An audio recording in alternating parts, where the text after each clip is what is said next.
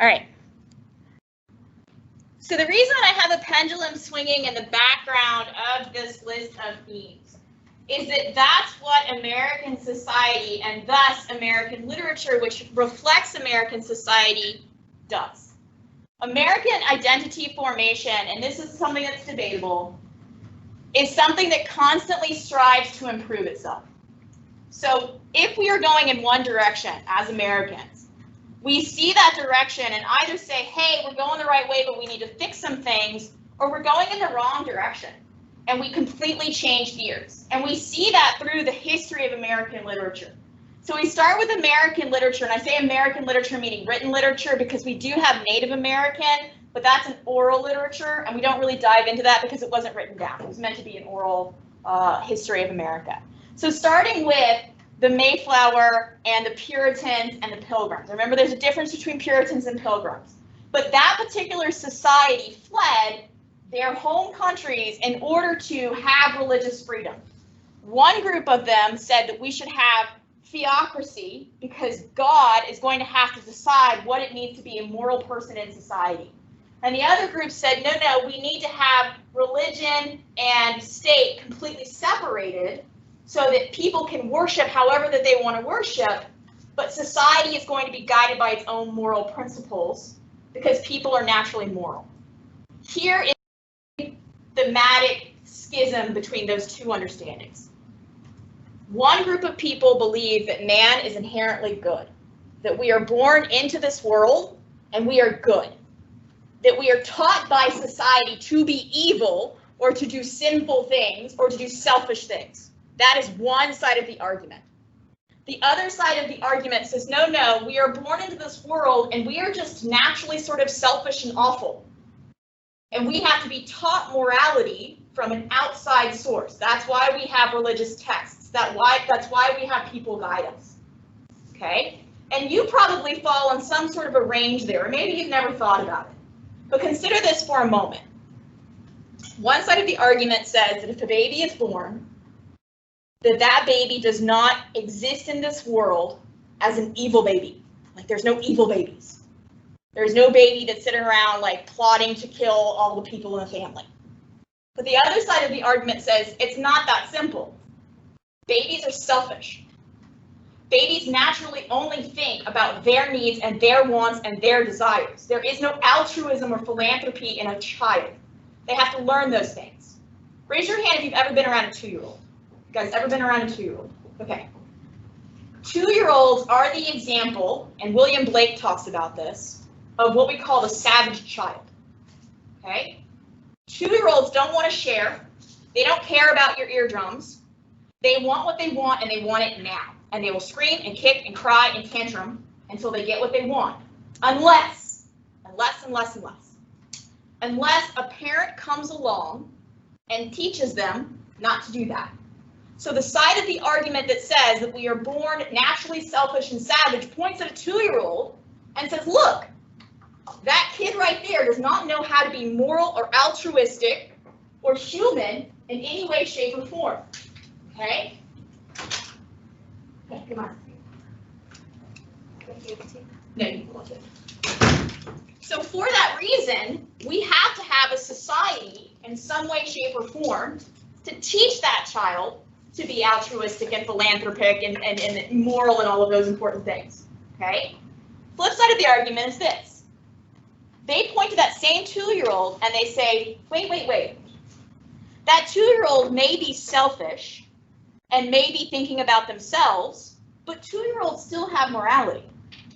2-year-olds may bite and kick and scream, but eventually, if you give them what they need, they have no need to do those things. So if we live in a society in which people are exchanging things equally and freely, we don't have to act like 2-year-olds. We can act like civilized human beings. This is where the idea of the fear comes in. If there is not enough, remember this side of the debate says if the 2-year-old gets what they need, they don't have to act that way. If there's scarcity, if there's danger, if there's fear, how do we react? Do we act morally? That's the big question. And it was a very important question for the Puritans and the Pilgrims because when they came to this country, they were immediately in danger. They had to work together. They were in immediate danger of starvation, of being killed by Native Americans, of disease, of lack of water, of lack of knowledge. They had to band together in very close proximity in order to not die, and fear drove a great deal of their decisions. So when we talk about the idea of American society is often delineated by fear, if you look at the institutions in our country, they are set in place largely to prevent bad things from happening, not to reward good things. We do not have police officers pulling you over saying you're doing a really good job of driving. We have police officers there to stop you from breaking the law, and that's it. The reward system that is in place is actually not in place through our government, through our ethics. It's in place through our economics. The economy is the carrot. The government is the stick. And that leads us to the next three themes. The next three themes have to do with the American dream. In the United States, the American dream, for the majority of people, is a consumerist ideal, meaning that if I work hard, if I go to school, if I do what I'm supposed to, then I will have a house, whatever that looks like to you. Maybe your house is an apartment. Maybe your house is an RV next to a river somewhere in the mountains. I will be safe. I will not have to worry about sleeping on the streets. I will be fed. I'll have enough food. If I do what I'm supposed to, I can live in this society and I can attain the freedom to not be scared, to have enough food, to have shelter. My basic Maslow's needs will be met. That's the American dream. It's a consumerist dream. The economy is the carrot.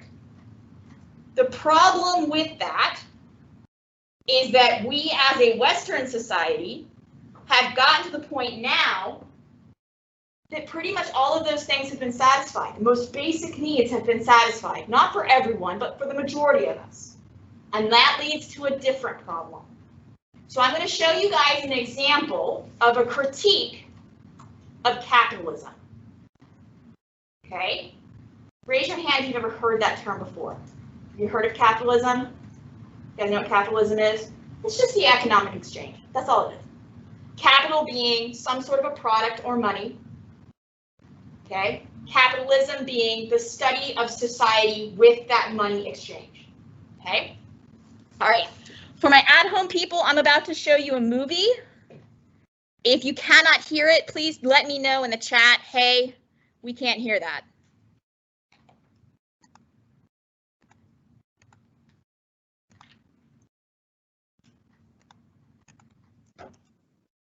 All right.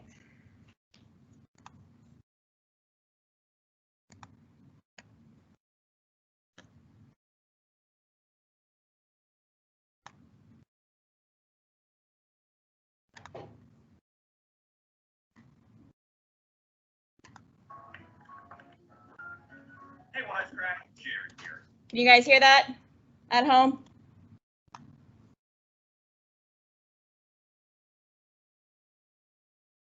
Today, we're talking about the internet's favorite D-based film, B-movie. While it's mostly remembered as source material for YouTube remixing, and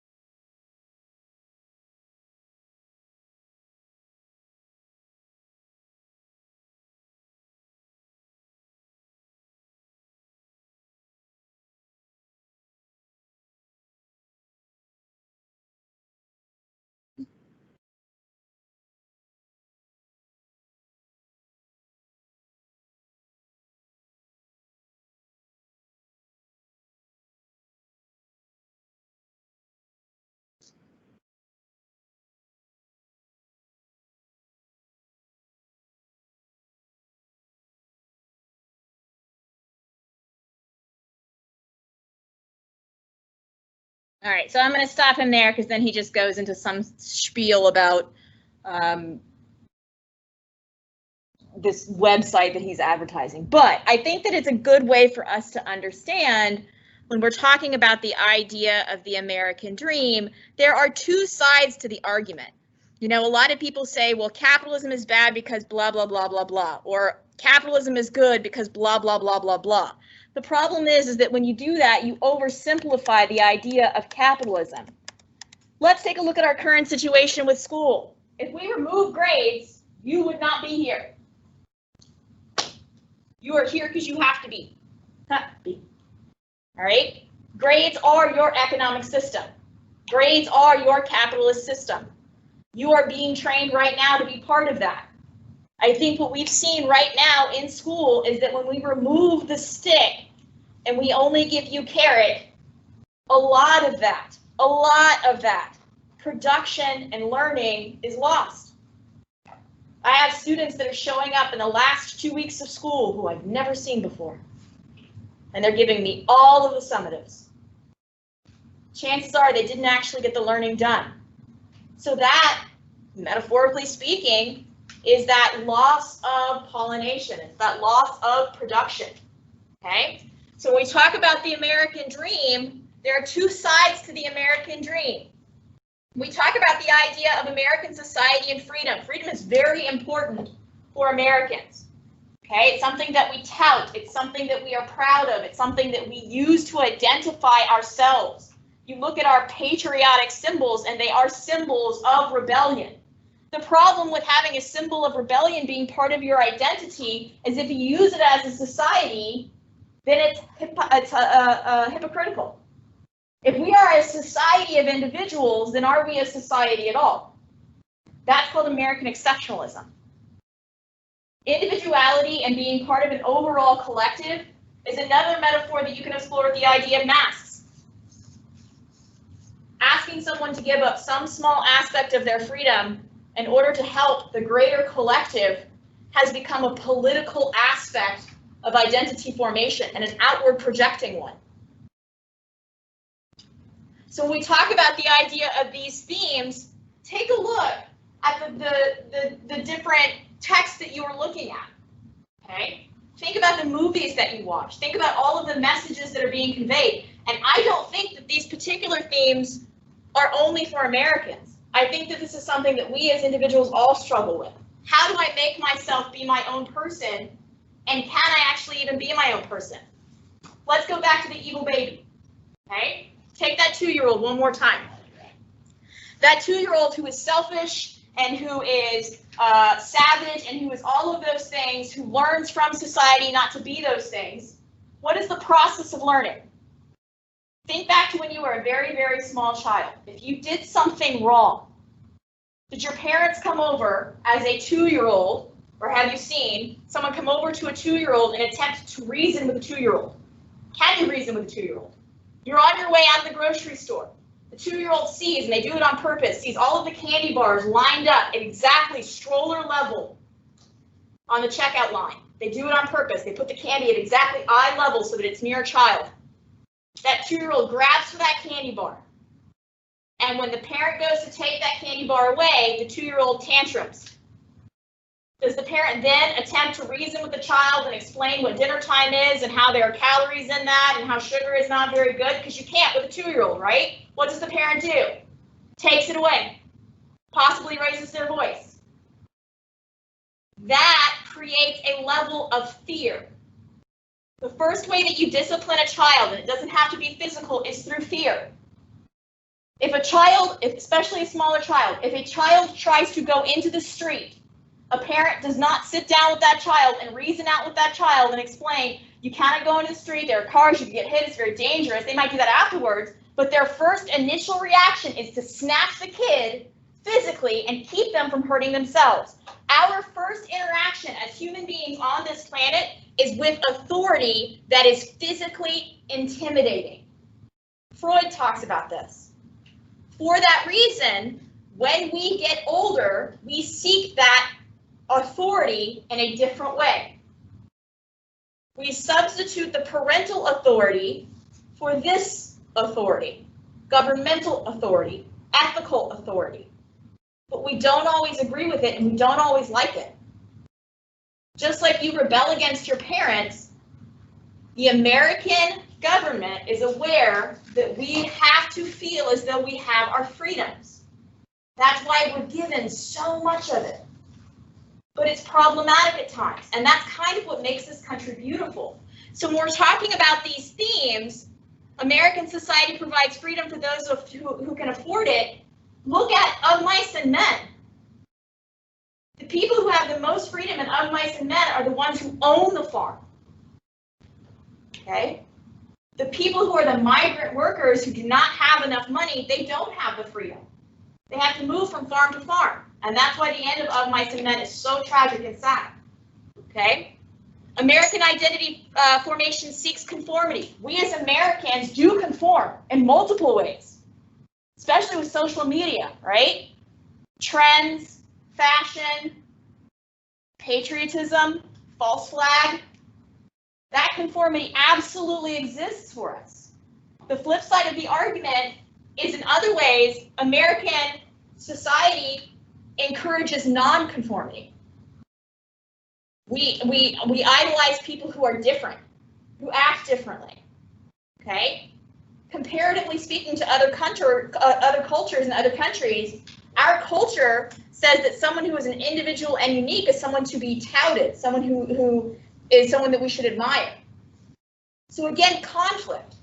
That's one of the beautiful things about these themes is that there's always a counter argument. There's an argument and a counter argument. That's the pendulum swing. Historically speaking, we start with the Pilgrims and the Puritans. God is important, he should make religion, he should make government. God is important, he should make religion, he needs to stay out of government, form our society. We don't have a strict government, the beginning part of this. We don't have a strict government. Oh no, superstition is driving theocracy and we accidentally kill a bunch of people who are innocent. Salem witch trials. Create laws. So we create laws and we have reason and we look at logic and we look at all of these ideas and we say logically, mathematically, reasonably, we create these laws. But if all we use is reason and logic and we don't take into consideration what it means to be a human being, then what are we even creating the laws for? That's where we get the Romanticism movement. That's where Transcendentalism comes in. If all I am is a cog in a machine for a government that doesn't even recognize who I am as an individual, what's the point of my life? I have to be me. I'm a peacock, I gotta fly, right? So when we talk about the idea of transcendentalism, the pendulum swings away from society, away from ethics, away from laws, and into the individual. That's where Emerson and Thoreau and all those guys come in. And they say, listen, get away from society. Society is just going to teach you stuff that has to do with what they want. They're going to exploit you. Get away from all of that. Go out into nature and figure out who the hell you are. Like, who are you? If you don't know who you are, like Socrates says, know thyself, if you don't know who you are, then what's the point of you even being on this earth? You're just some finger from the government. So transcendentalists focused on that idea. But then, we have this huge monumental crisis right at the very beginning of the transcendental movement. Some people are saying, listen, if human beings are about being individual and human beings deserve to have rights that are inalienable, then how do we define who's a human being? You say those people are human beings, but those other people aren't human beings. Slavery's wrong, guys. We got to get rid of it. It's not okay. And half of the people said yes, and half of the people said no, and we had a civil war. The Civil War takes place, and we can no longer be on this pendulum swing where all we're doing is focusing on ourselves because we're in the middle of the war. We can't go out into the woods and think about who we are and what we want because there's dead people in the woods, there's dead people in the fields, there's dead people in the cities. There's dead people everywhere because there's a civil war. And so we have to focus on reality. And along comes the camera. And now not only are we aware of the dead people around us, we're aware of all of the dead people in the entire United States because of the Civil War. Reality sets in. Pendulum swings the other way. Now we're focusing on realism.